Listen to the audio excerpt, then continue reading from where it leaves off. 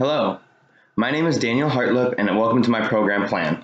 Today I will be detailing a new type of class offering for adult learners who are pursuing the Learning Beyond the Classroom General Education degree through Eastern Michigan University.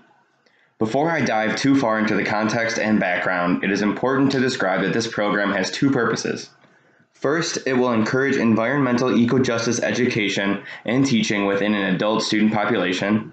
And secondly, it will aim to hone in on the community learning channels that scholars have determined to be the critical avenue for environmental adult education. First, I'd like to describe to you exactly what eco-justice is and why it is so important. When most people think of environmental education, they tend to gravitate toward the specialist scientific knowledge that large companies utilize to reduce carbon emissions or greenhouse gas levels. Think solar or wind and renewable energy replacing fossil fuels. While these are worthwhile avenues for countries or companies to pursue to reduce their large carbon footprint, these methods are out of reach of most average citizens. Ecojustice instead focuses on the social impact of what it means to be environmentally friendly. It focuses on creating equitable environmental conditions for all, and its roots come from the idea that to enact change locally, one must create grassroots efforts to educate neighbors on how to be more environmentally conscious.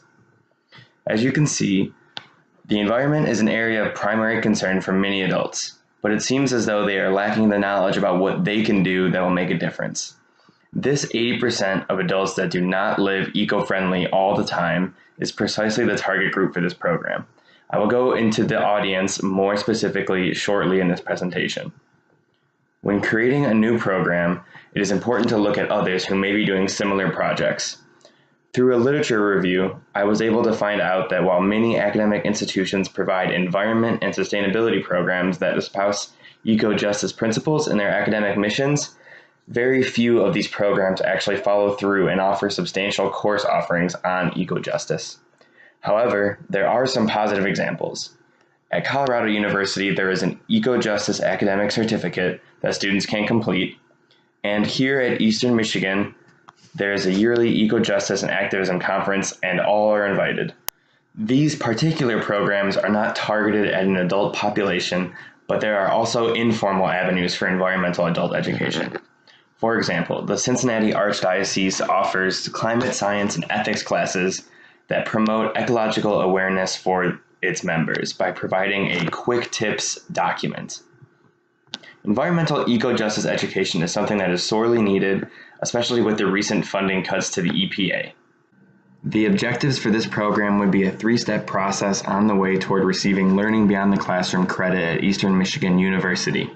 First, students would take in knowledge from a designed crash course that details eco-justice history and describes processes to become an environmental activist within the student's own community. The course will use provocative materials that are meant to elicit an emotional response that will spur the students of the course to feel the need to act and do what they can to help others create healthier eco-habits.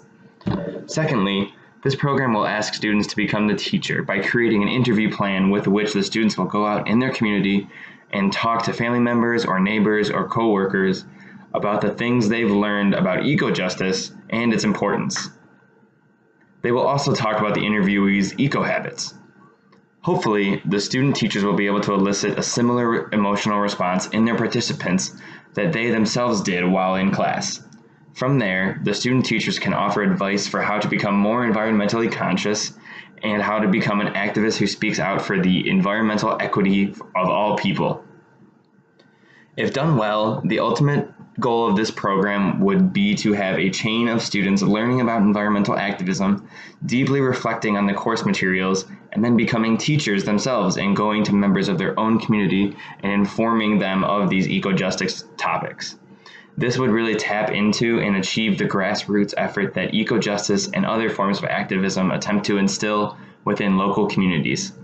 An educated community is the best way to create real change, and with topics like environmental adult education, the community commons approach is most powerful. Those students who would be targeted for this program are the same students who would be most likely to be fulfilling the Learning Beyond the Classroom General Education degree through Eastern Michigan University. This subset of students tends to be adult learners whose schedules dictate the necessity for a non-traditional path through college. The LBC degree offers a wide variety of educational experiences through which students can participate in research, community service, scholarly lectures, or programs like this one and gain credit for them. I believe that adult learners are a prime target for this class simply because they have already been determined to be an interested party. 75% of adults are concerned about the environment, which affects their day-to-day life. This class will offer a unique opportunity for adults to take classroom learning and gain an experiential learning opportunity by becoming an expert in ecojustice and acting as a teacher within their own community structures. This population of students certainly has specific needs that should be taken into consideration when designing this course. Due to time constraints of all adult learners, and especially those taking part in the Learning Beyond the Classroom curriculum, it is imperative that this program allows a multitude of learning avenues. This could include a traditional in-class lecture course that takes place over the weekends, and this course should also have the learning program moved over to an online system so that students who will not be able to meet in person have the ability to engage in the same level of deep learning.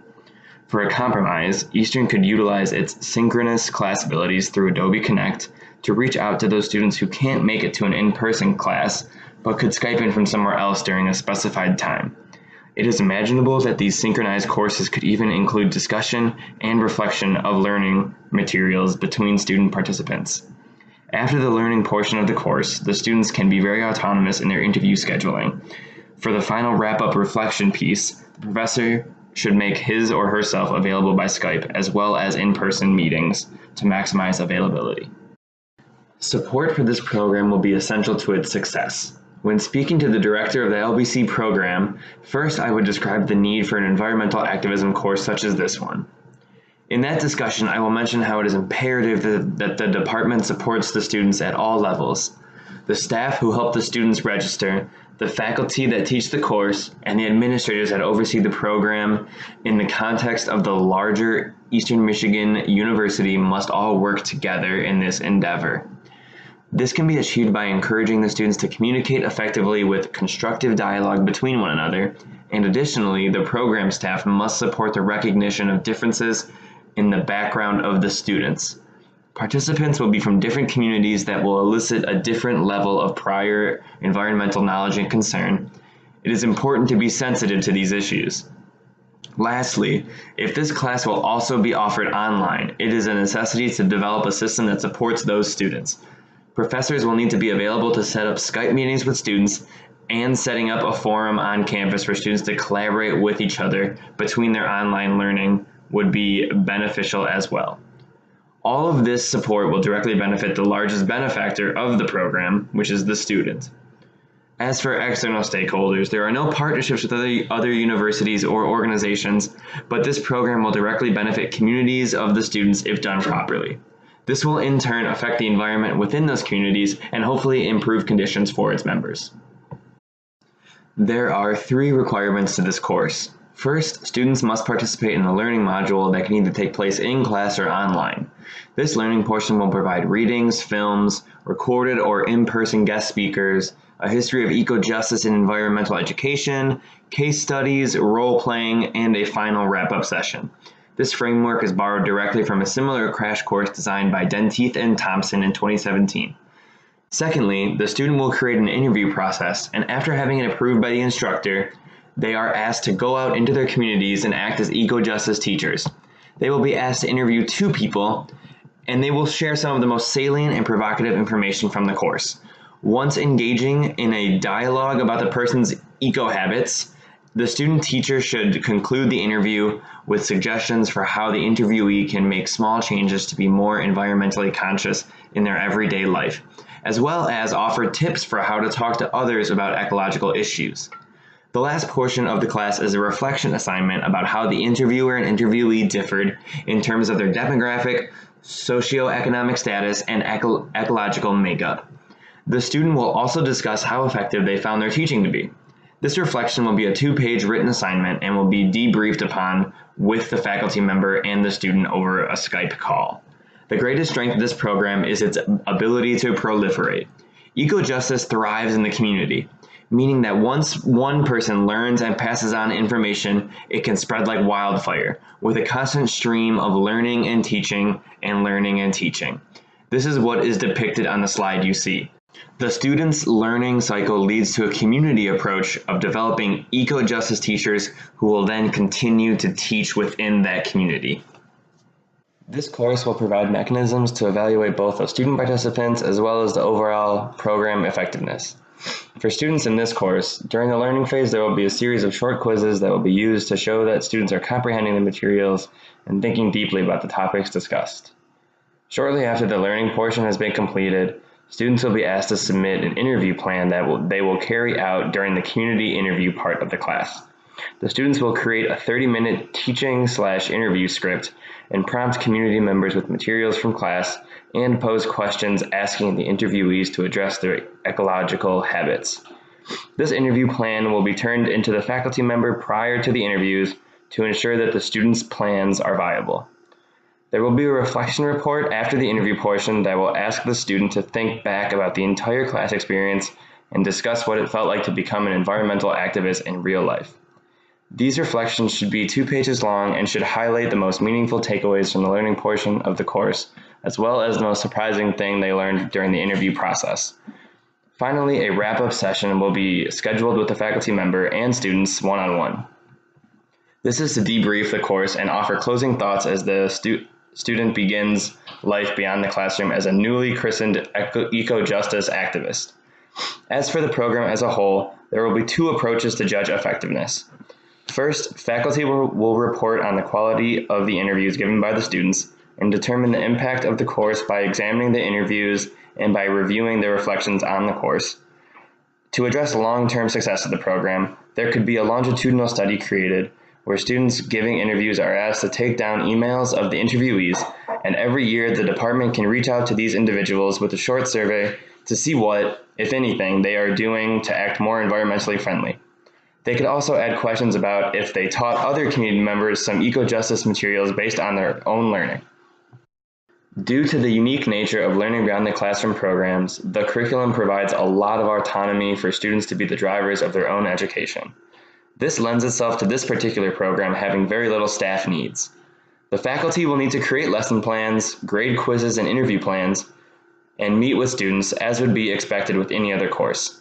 After that, there is not much else that needs to be created for this program. The processes and people are already in place within Eastern Michigan University's Learning Beyond the Classroom department.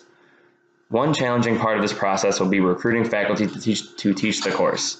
I believe that a great place to look to fill this position would be from within Eastern Michigan itself. The Environmental Sciences and Society program, or ENVI, could provide the program with a knowledgeable faculty member whose area of expertise is in the environmental activist area. Marketing this course begins with a name, so you want to be an environmental activist. The budget for this course will be very minimal, which is in line with the fact that LBC courses are designed to be very flexible for students, thus not requiring much assistance from a department. The course is set up and taught through in-class lectures, which is a room booking cost, but the majority of the course is online, at home, or over Skype in meetings with the professor. This goes especially for the students who participate in the online versions of the learning segment of the class.